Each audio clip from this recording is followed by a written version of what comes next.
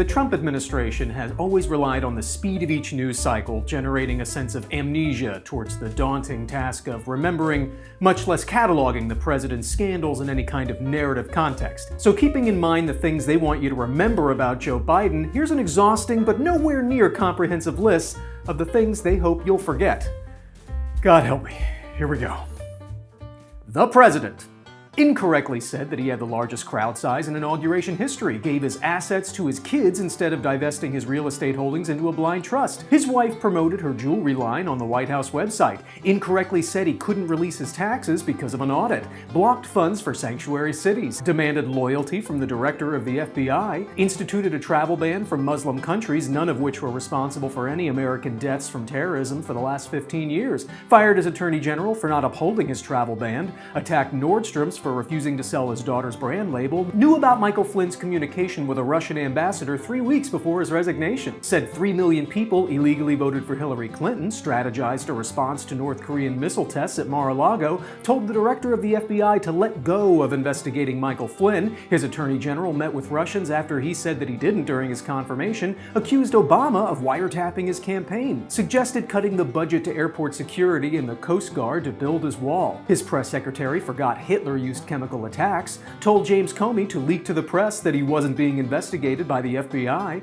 claimed Andrew Jackson would have stopped the Civil War, fired Comey while he was investigating collusion with Russia, shared classified information with Russians in the Oval Office, visibly pushed Montenegro's president at a NATO summit, hung fake Time magazine covers at his resorts, tweeted Nika Brzezinski was bleeding from a facelift, allegedly said Haitians have AIDS and Nigerian immigrants wouldn't go back to their huts, his son held a meeting with Russians at Trump Tower, banned transgenders in the military, falsely dictated a letter that the Trump Tower meeting was for Russian adoption, said the Boy Scouts told him his speech was the greatest ever given to them, defended white nationalists, called Confederate statues beautiful, lauded a fictional country at the UN, suggested kneeling during the national anthem should get you fired, forgot the name of a fallen soldier during a condolence call with his family, was called a moron by his Secretary of State, became the subject of a special counsel investigation. After a shooting, copy-pasted a condolence tweet with the name of a city that suffered an earlier shooting, endorsed Roy Moore, said that he had signed the most legislation since Truman, referred to Haiti and El Salvador as shithole countries, inspired white supremacist groups to call his policies encouraging and refreshing, was accused of an affair with Stormy Daniels and paid her to keep quiet, ordered the White House counsel to fire Bob Mueller, said the Parkland shooter wasn't caught because the FBI was spending too much time on the Russia investigation, suggested the military could pay for the wall, said he knew nothing about the Stormy Daniels payment, was trashed in a book by his former FBI director,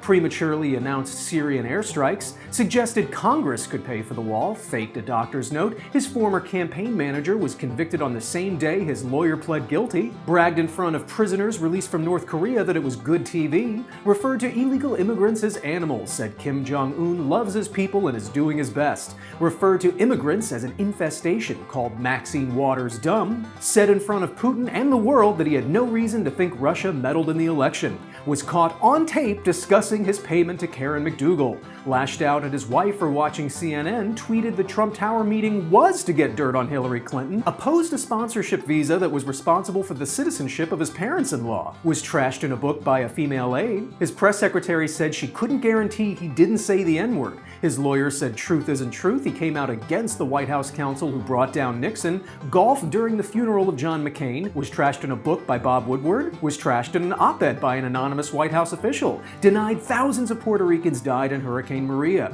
was laughed at by the UN when he boasted his accomplishments, ripped migrant children from their parents, filled a Supreme Court seat with a nominee with multiple sexual assault allegations, received shady financial help from his dad well into adulthood, shrugged off the Crown Prince's involvement in the murder of Jamal Khashoggi, his inauguration committee was investigated for illegal funds being funneled to his children, his New Jersey golf club employed illegal immigrants, the National Enquirer admitted that he tried to muffle his own negative press, he shut down the government to pay for his wall, he said in a press conference that he never meant that Mexico would pay for the wall, he tweeted North Korea is no longer a nuclear threat, he encouraged an audience member's suggestion to shoot illegal immigrants, accused of sexual harassment by a campaign staffer, signed hush money checks that he claimed not to know anything about, shrugged off Kim Jong-un's responsibility in the death of a university student, said wind turbines cause cancer, suggested dropping water tankers on Notre Dame that would have have collapsed the building. The Mueller report laid out a dozen instances of obstruction of justice, admitted he'd take damaging information about his enemies from foreign countries, told Democratic senators to go back where they came from, was accused of rape by a journalist, invited the Taliban for peace talks, called Baltimore a disgusting rat and rodent-infested mess. A whistleblower claimed that he pressed Ukraine's president to investigate Biden, suggested buying Greenland, retraced the path of a hurricane with a Sharpie to cover his inaccurate claim, called for China to investigate the Bidens, admitted to obstruction of Congress during his impeachment investigation. His foundation was ordered to pay $2 million for misusing charitable funds. His political advisor was found guilty on 7 counts, insulted a 16-year-old for winning Time magazine's Person of the Year, impeached by the House of Representatives, called to be removed from office for moral deficiencies by Christianity Today, blasted in a book by his former national security advisor, fired the director of national intelligence right after he announced Russia was meddling in the 2020 election, called Joe Scarborough a murderer, tear-gassed a crowd for a photo op at a church, admitted to interfering with coronavirus testing, didn't speak to Putin about Russian bounties on U.S. soldiers, retweeted a video in which his supporters chant white power, said the coronavirus was like the flu, suggested fighting coronavirus by injecting disinfectant and hitting the body with light, prevented the CDC from releasing a report on when they could reopen the economy, revealed he's taking hydroxychloroquine, forced attendees of a rally to sign a waiver denying them the right to sue if they got COVID-19,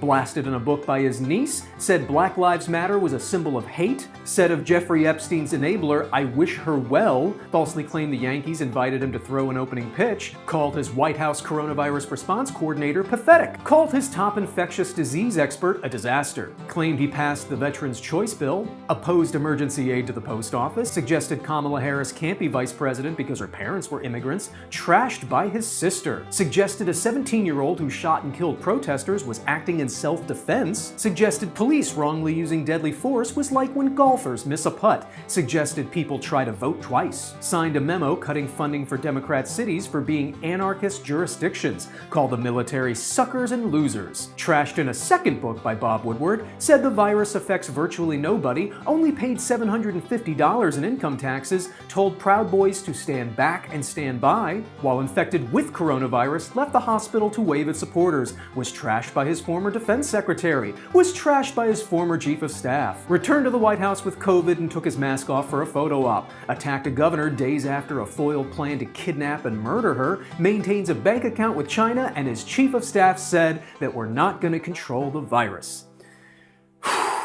That took a really long time to do, so if you enjoyed it, please like and share. I really do appreciate it, and go out and vote. We really need this to happen.